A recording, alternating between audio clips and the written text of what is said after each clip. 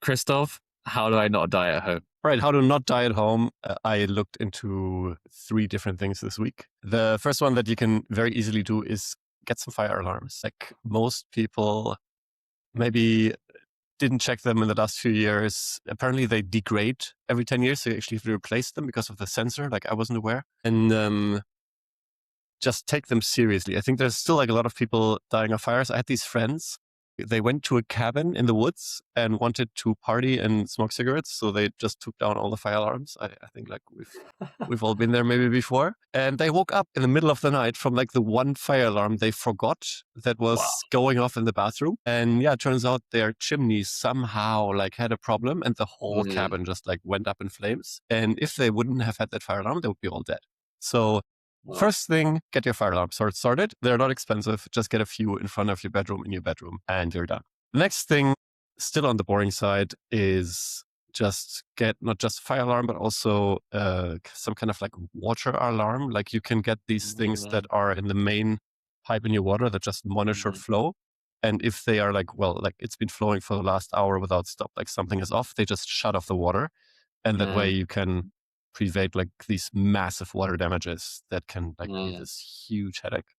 And then in the last category of boring, you can also make sure that you have something at home to prevent falling down and prevent cutting yourself. It's like those are the 2 biggest reasons why people, let's not just say die at home, but like injure themselves. Like falls are still the biggest thing. And the boring way to fix this is get a non-stick mat in your shower. I'm not sure about you. Like I just immediately feel like an 80-year-old when I do this. You can also get something to like hold on to, but like slipping in your bathroom is like, was it Roger Federer? But like some big like tennis player, I think broken arm or something, like falling in his bathroom. You just don't want this to happen to you. And like maybe feeling like an 80-year-old is an okay trade-off. And just like having like lights at night when you kind of, like sleepwalk through your house trying to find the bathroom.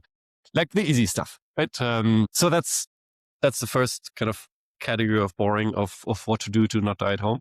The second one is break-ins. So what can you actually do evidence-based to make sure you don't get break-ins? And I think surprisingly, the biggest one here is just building community. If you have friends, if you know your neighbors will get suspicious if like something weird is happening. Actually, in my own neighborhood, we had like years ago, just a moving van show up, completely clear somebody's home in broad daylight and like drive away again, right? Like if people would have been like more friends with these neighbors, they would have known that like they didn't plan to move or something. They were just on holidays, right? But because nobody really knew them, it's like, oh yeah, sure. Like some movers are here and you can like, building community, knowing community, like having like a WhatsApp group with your neighbors, the easy, boring stuff. Can really work. Although these WhatsApp groups have been shown to, like they can also create some anxiety, like create a bit of like a controlly neighborhood. Like, so like be careful with how you use them. But yeah, just befriending your neighbors is generally the best high impact thing you can do to prevent break-ins. The more actionable thing on like the doing stuff side is making sure you have like good landscaping. So it's like just hard to hide around your house. And the second one there is apparently alarms don't work that well. It's like easy to get through them, around them. So the better approach there is just assume alarms will fail and have like some kind of bolted down safe somewhere in your house where you put the valuables. And like what are they going to steal? Like a TV is like there's actually like, I looked around my house. There's not that much stuff. I'd be like super worried about if people breaking in, like a laptop, like sure, but I can buy a new one and like if backups and stuff. I think what would really be annoying is like super important documents, anything like connected to like your bank stuff. Yeah. And just having a safe at home where you put that stuff in is, if you're really worried about break-ins, right? It really depends on kind of where you live. I live in Amsterdam. The biggest thing I'm worried about there is like somebody stealing my bike. But yeah, if you're really worried about this, like just having a safe at home is probably a good idea. And then speaking of the bike thing, the way how to prevent your bike getting stolen in Amsterdam is you just make it more difficult to steal than the next bike. It like minus 2 locks and then nobody ever steals it. And a bit the same heuristic also applies to your home, right? Just make it harder to break in like than the next guys. And that's of course bad for the next guy. But if everybody does this, then you kind of increase the protection and then it works quite well. Amazing. All right. And then the last thing in that section, and that is, I think a lot of people undervalue, is not your physical environment, but your digital one. Right? Like we've all heard 100 times, you should like not reuse passwords. You should maybe use a password manager. You should have two-factor authentication where you use your phone to validate when you log in somewhere. Just to visualize a little bit how this can go wrong. Trump has been hacked twice by now. And by hacked, I mean like his private Twitter account. And the first time it happened was there was this massive data leak like years ago where somebody got access to LinkedIn data. And as part of the LinkedIn data, they had the Trump email and the Trump login details, basically. And usually what you're supposed to do after these things is you reset your passwords. And he probably did, but he had reused the password, not just on LinkedIn, but like everywhere else. So and there was like just publicly available on the internet, right? So like a random guy just got the LinkedIn database, looked at Trump's email, looked up his password, which by the way was "you're fired," and just logged into his Twitter with his password, right? Like this, just like password security 101.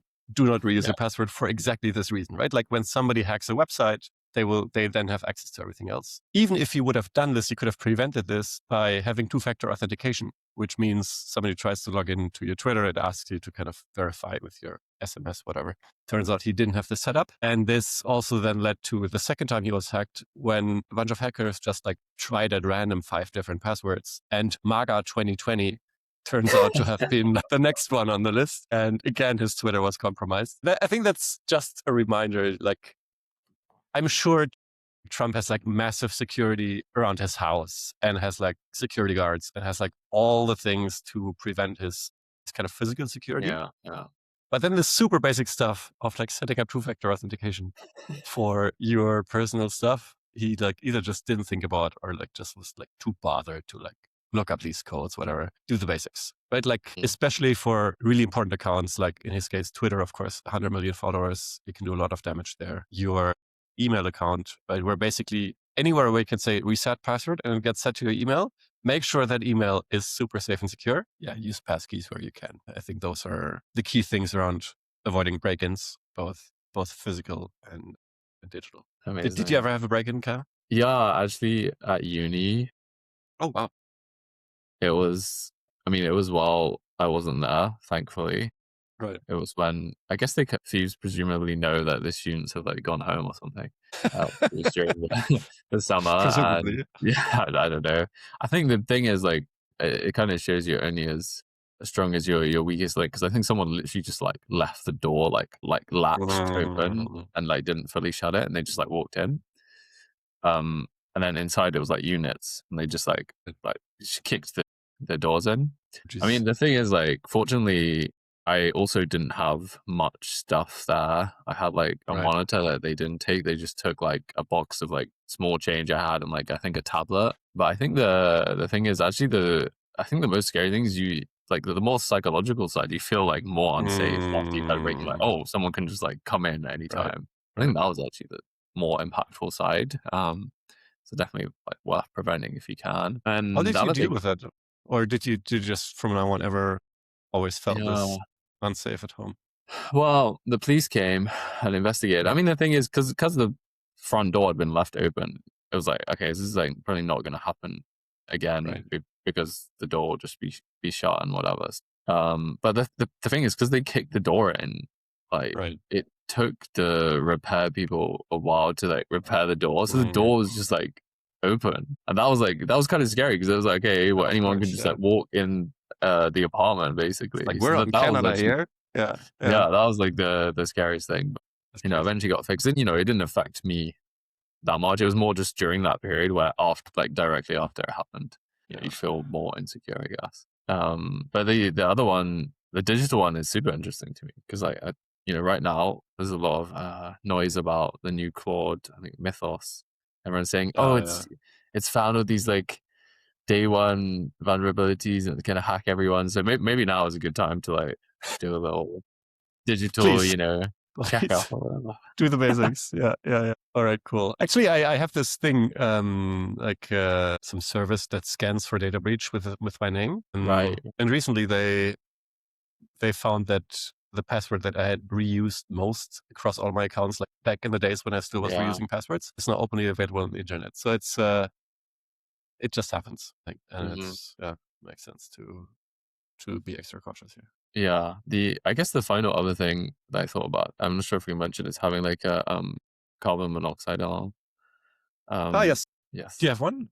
I'm not sure if I have one actually. You should definitely get one because that ours actually went off Oh, randomly a while ago, and like they didn't find the cause, but it can kill you like very quickly. yeah, that's true. So it's definitely worth having one of If you have those. gas at home, right? Like that's basically the Yeah, I mean here it's like I think it's like legally like mandated that you have one right, regardless. I think there's like all sorts of weird cases that it right. can happen. Like if someone's like home brewing like stuff, I don't know, but it's worth having just in case because you can just basically pass out, die. You won't ever know because it's usually over Yeah, once it's public. yeah. Okay, I'll double check for sure. This is a good one. All right. Last section is prepping. I was this guy 2-3 years ago where when everybody was doing prepping during COVID, I was like, it's like this, like just like, come on, guys, you're making a bit of a fool of yourself.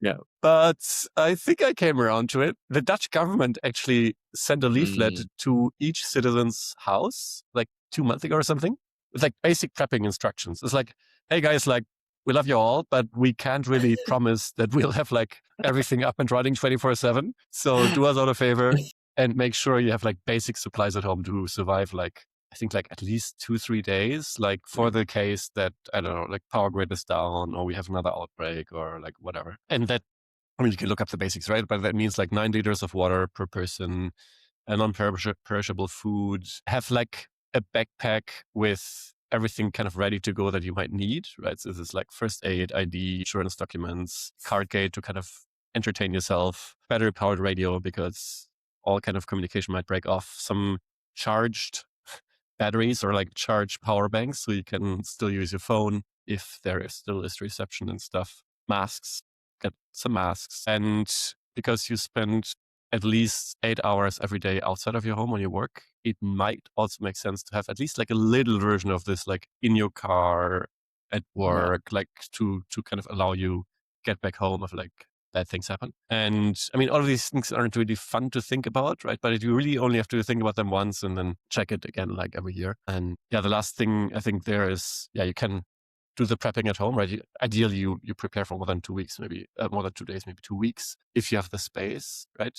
But then is really also just to like to have a plan. Like, what would I do if Mm, a war mm. breaks out? We would have another epidemic. Like we would have, I don't know, like a cyber attack because somebody used Claude Mythos, and now all of a sudden, like nothing is working anymore, right? It's like, what would I do with my parents, like my Yeah, children, yeah. my partners, the people who are important to me? Like what are like ABC things we would do, right? And because in the moment when these things happen, your brain won't function very well. So having this at least written down somewhere once also can give you the peace of mind to then know, okay, I'm like, of course this would be ugly, but like at least I have an idea where I would start. Amazing. Yeah, seems worth to just get these basic things, have like a one and done, and Yeah. move on with your life. I think don't want to get obsessive about it. I know some people have moved to Australia and New Zealand and like, oh, if there was a war, like these are the places that are like least likely to get hit, and like every Right. billionaire has like a bunker that Right. they've built and like all this stuff. So